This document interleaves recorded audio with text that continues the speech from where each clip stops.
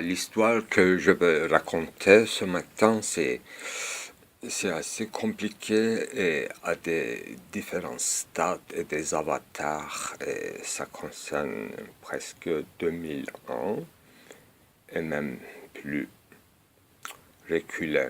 Donc je vais appeler peut-être simplement comme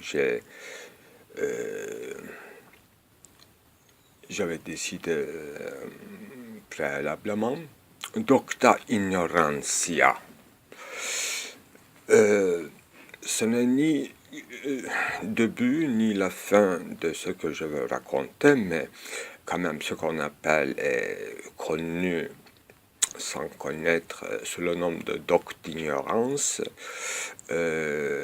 qui implique toute la littérature théologique de théologie négative.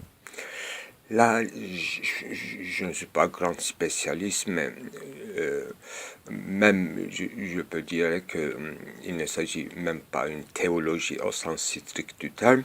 Théologie négative, c'est une appellation générique. Peut-être qu'il ne s'agit pas d'une théologie, mais une sorte d'une attitude, une sorte de docte qui se résume à ne pas savoir. Donc, un non-savoir ne peut pas être une théologie, bien que théologie n'est pas une connaissance, etc. On peut discuter à l'infini, mais leur attitude est claire, c'est une attitude de résistance. Par rapport à quoi?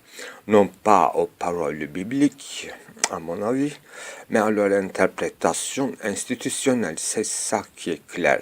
Qu'est-ce que l'institution? C'est l'Église. Quelle Église? Quelle époque? Donc, Église, non pas primitif, bien sûr, c'est doctrine ignorantia, c'est quelque chose de très tardif, apparemment plutôt connu en Allemagne. Et on peut nommer des noms, peut-être que je peux, ce ne sera pas très exact, mais il faut quand même citer Jacob Böhm, Nicolas de Cuys, Maître Eckhart, encore le plus poétique et plus profondément peut-être philosophique, Angelus Silesius. Eh bien, c'est ça,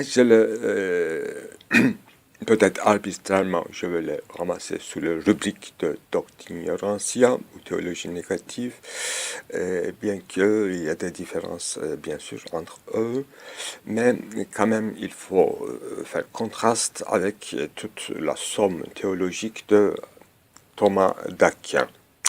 Donc, pour clarifier le problème, je veux dire qu'il y a un courant philosophique ou théologique, peu importe, toute la philosophie c'est ontothéologie dans cette époque-là. Alors, il y a une sorte de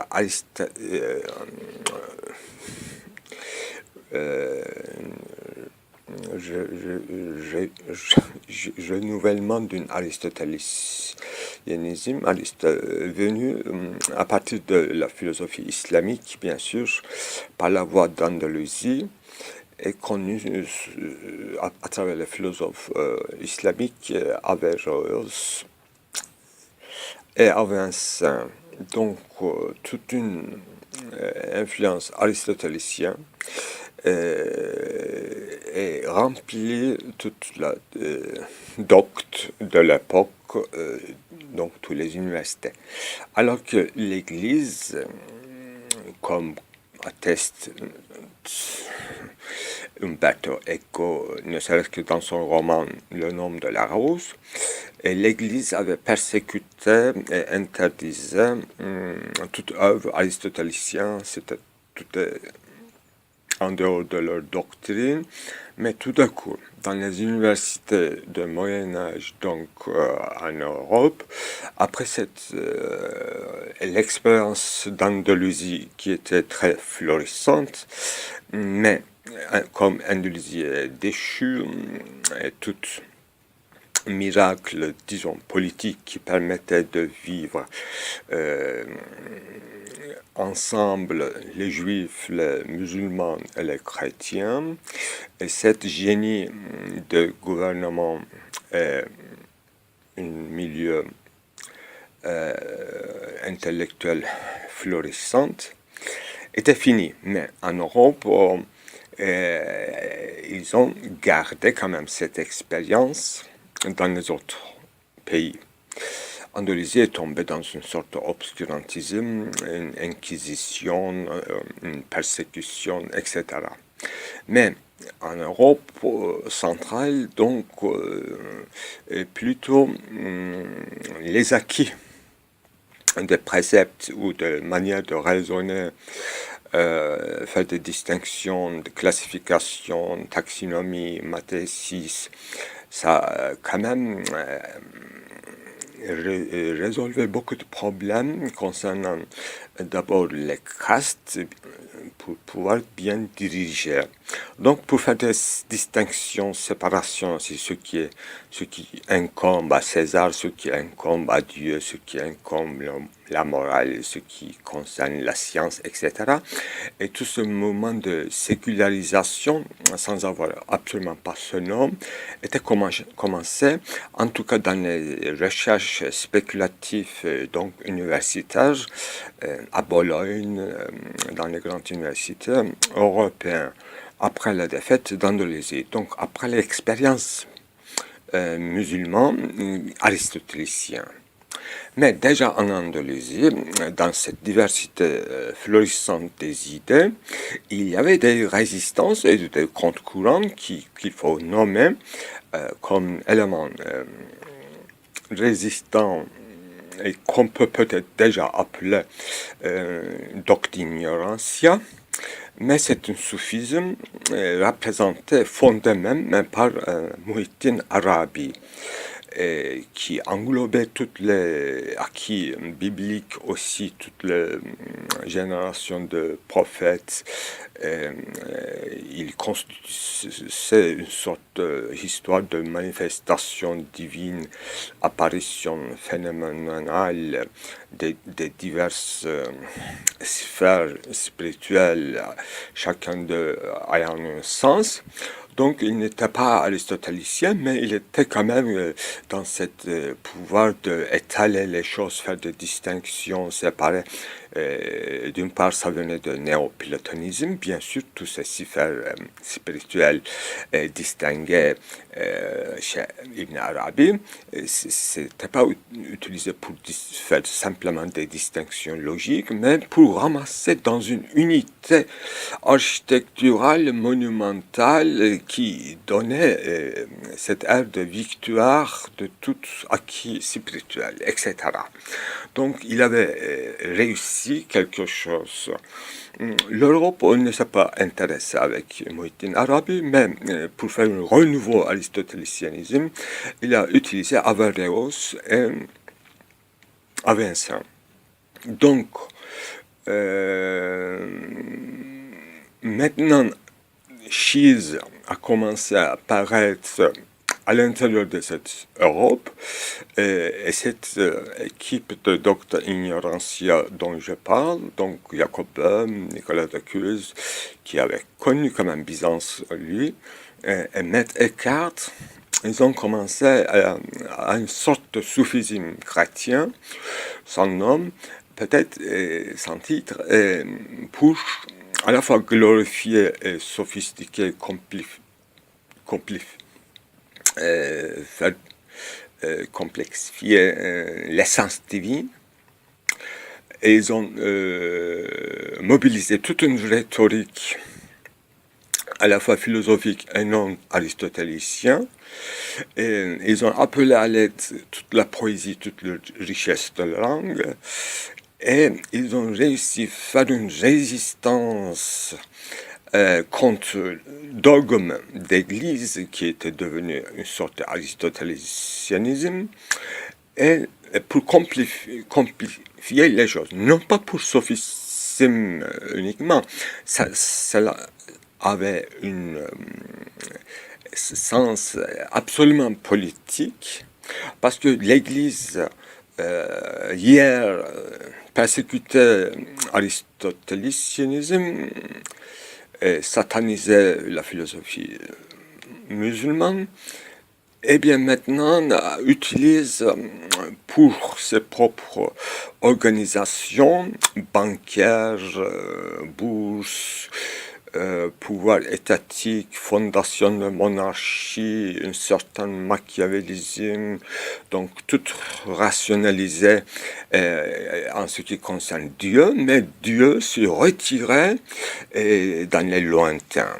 Donc il y avait un affalement humain, une réorganisation de l'Europe, il y avait une naissance d'une nouvelle science, mais tout était fait sous le nom et sous l'aspect de la théologie, mais Dieu était absent.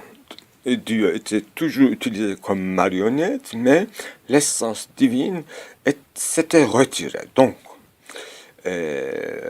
l'ignorantia, c'était donc une résistance contre cet affairement théologique pour retrouver l'essence divine et pour jeter un doute sur toute institution ecclésiastique et pour bien sûr privilégier encore l'amour paulinien et du christianisme de première heure, cette confrérie qui leur intéressait. Donc tout était intersubjectif, mais confrérie, l'essence d'être ensemble, c'était toujours à inventer et c'était absolument dégradé dans cette nouvelle organisation ecclésiastique et universitaire. Voilà, premier chapitre, grande. Il faut reculer dans le temps, aller peut-être dans les premières chises dans les églises primitives. Il faut nommer le nom de Marcion de Sinope, le port nord de la Turquie actuelle, et dans l'absence d'une recueil, compilation des évangiles, Marcion donc avait gardé, en rejetant les autres évangiles, avait gardé une certaine partie de l'évangile de Saint-Luc et quelques épîtres de Paul. Donc il avait fondé un christianisme qui se distinguait absolument de l'Ancien Testament. Donc il jugeait que l'ancien Dieu qui était peut-être juste, qui cherchait la justice, donc il était immergé par la Torah, donc une sorte de juridiction, jugé était devenu tout, mais nouveau Dieu qui était encore plus ancien que du Dieu de Torah, qui n'est que créateur. Donc le véritable Dieu était représenté par Jésus-Christ, et ce Dieu ne jugeait plus. C'était absolument nouveau, mais ce Dieu préalable que Jésus-Christ représente était même ignoré par le Dieu créateur et jugeant des Juifs. Voilà. Le premier chise était ça, c'était très fort. Tout de suite à Rome, Marcion est chassé, et il est déclaré hérétique, il est parti, je crois, à Sinope, pour fonder une sorte d'église hérétique. Je ne sais pas quel est le destin de cette église hérétique. C'était apparemment cette paulinienne de l'Anatolie, et qu'est-ce qu'il a laissé comme trace ou comme réaction? Réussite une autre manichéisme cette fois, avec l'arrivée des Turcs qui ne connaissent pas l'essence du monothéisme, mais qui ont accepté les préceptes d'une manière sommaire. Donc les Turcs d'Anatolie représentaient un certain manichéisme entre le bien et le mal, donc ils étaient assez de l'esprit juif et jugeur Ils étaient des juges, nouveaux juges d'Anatolie. Donc, Marcion, qu'est-ce qu'il a laissé comme trace? Ça, c'est un point d'intégration, mais peut-être que ça transformait en une sorte de soufisme, justement, de l'Anatolie, qu'on appelle Tasawwuf. Alors, revenons en Europe. Donc, j'ai fait 2 chapitres, un Moyen-Âge, les temps hellénistiques, la fin de l'Empire, commencement de l'ère chrétienne. Bon.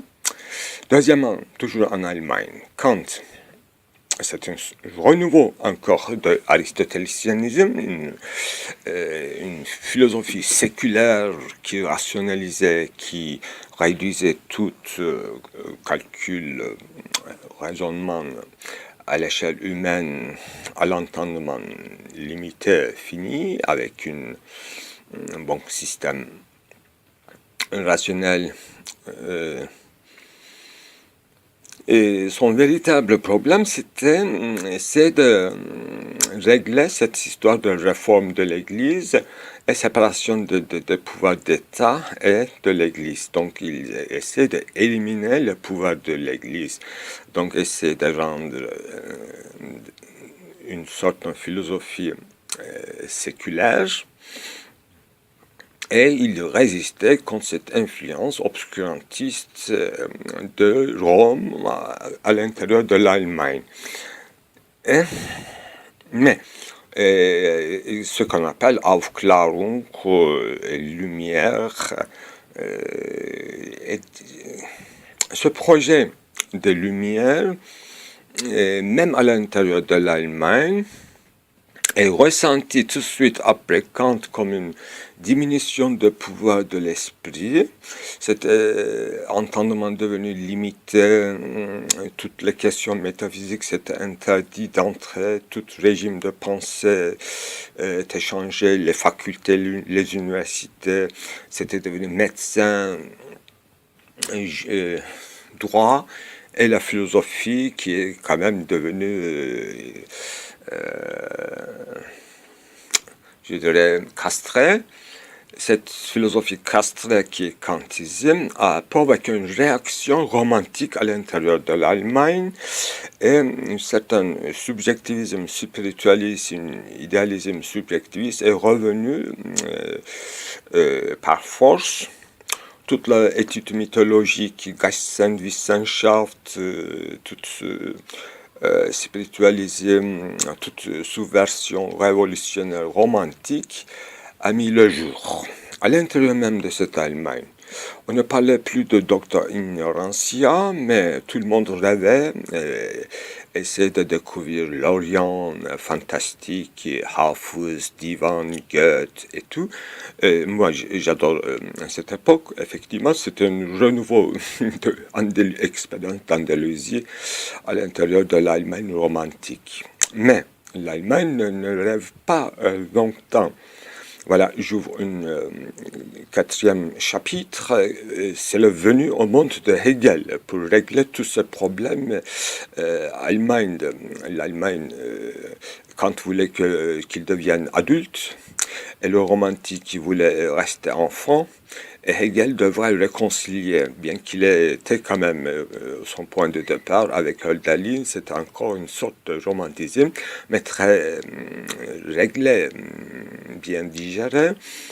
Hölderlin traduisait Sophoclès et donc il cherchait une sorte de signification du destin de l'homme, signification de l'homme, histoire d'Oedipe, il essaie d'intérioriser, assimiler une existence humaine. Mais Hegel devrait résoudre beaucoup de problèmes à la fois. Donc, il ne voulait pas cet immobilisme limité kantien. À la fois, il était très matérialiste, il prenait très sérieux le développement de son époque, donc tout cet affairement du monde, était le mode de production à la fois dans les sciences, tout cet séparatisme, toute cette distinction de facultés, de sciences parsemées.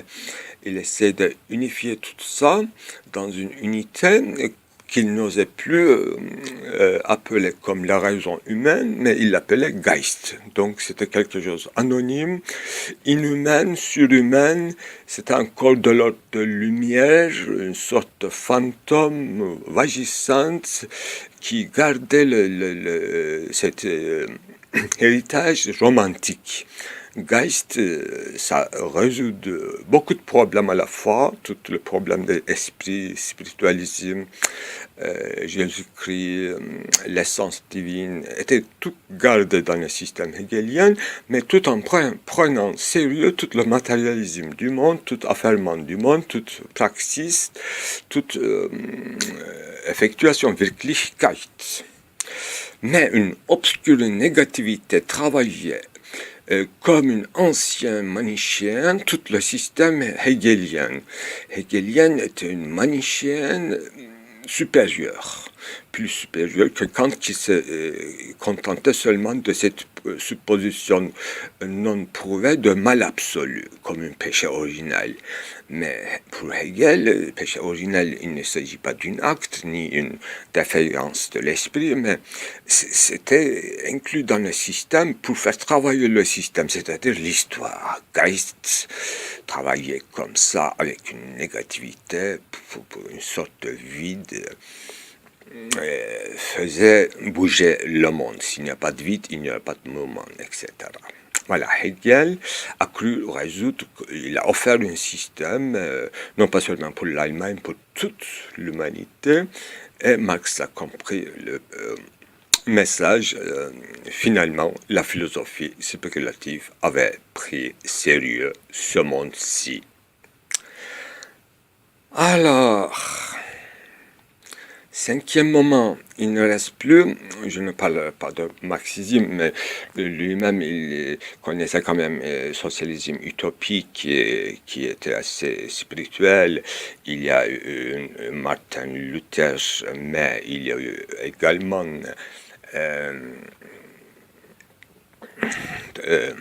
Thomas, c'est-à-dire dans ces airs de l'Empire austro-hongrois, il y a, avec les influences des Ottomans, des présences islamiques, il y avait plein de mouvements messianiques à la fois socialistes.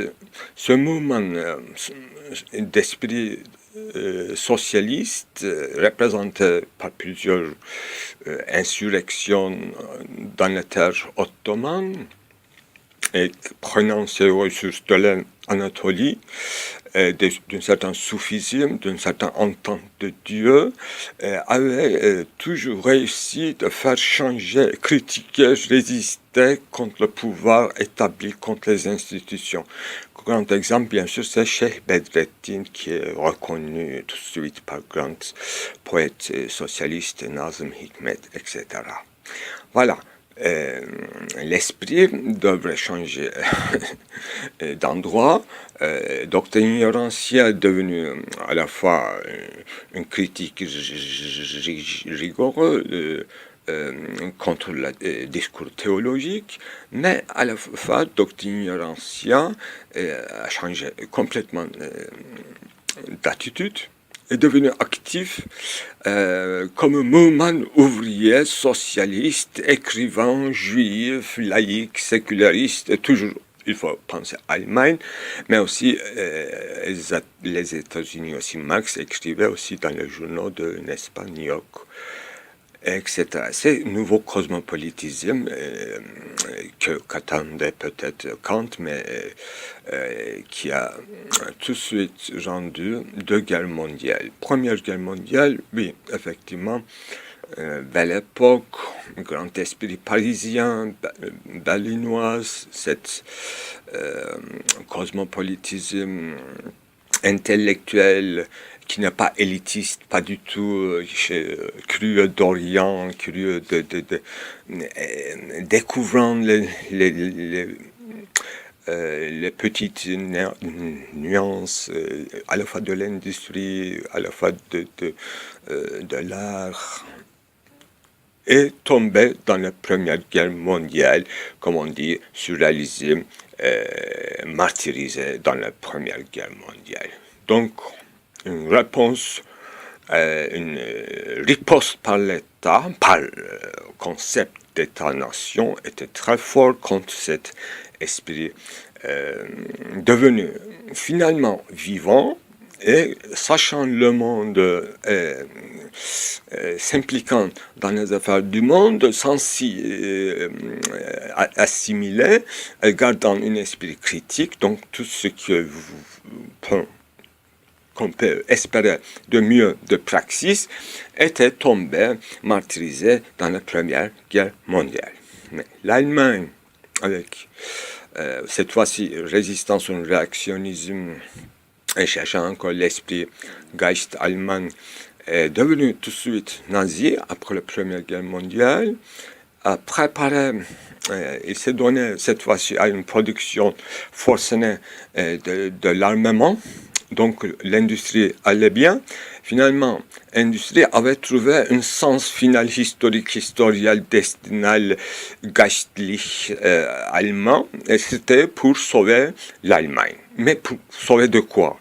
De l'esprit de philistinisme, de l'esprit de bourgeoisie, etc. Bon, ça aussi, il faut voir le mouvement fasciste aussi comme un mouvement ultra-romantique et toujours en effectivité, et contre le bolchevisme cette fois-ci, qui avait quand même réussi en Russie établir un système, une sorte de refondement de l'Église comme parti socialiste soviétique, etc. Ça, c'est plus connu. Effectivement, ce chapitre aussi se ferme. Alors, maintenant, expérience après-soviétique. Donc, chute du mur de Berlin et apparition des frères musulmans, d'abord en Égypte, mais après, rapidement dans tout le monde, est venu au monde du terrorisme islamiste, avec effectivement cette expérience entre les Soviets et l'Afghanistan qui a déclenché tout ça, et le Moyen-Orient, c'est-à-dire la boîte de Pandore, est ouverte.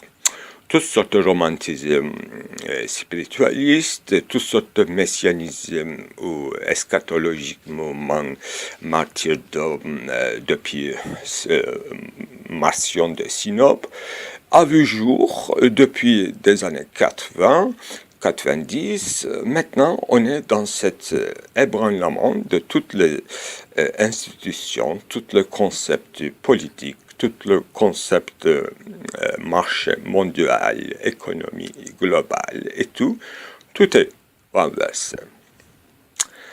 On ne sait pas qu'est-ce qu'ils vont faire avec ce nouveau manichéisme qui attend un discours réconciliant. Voilà les éléments là, tasawwuf, soufisme existe toujours. Il y a plusieurs sortes de conceptions d'islam manichéiste, étatique, révolutionnaire, chia, je ne sais pas, l'église chrétienne, qu'est-ce qu'ils font avec leur hérésie, Vatican, qu'est-ce qu'il faut, et les juifs, qu'est-ce qu'ils font. Voilà, c'était tout.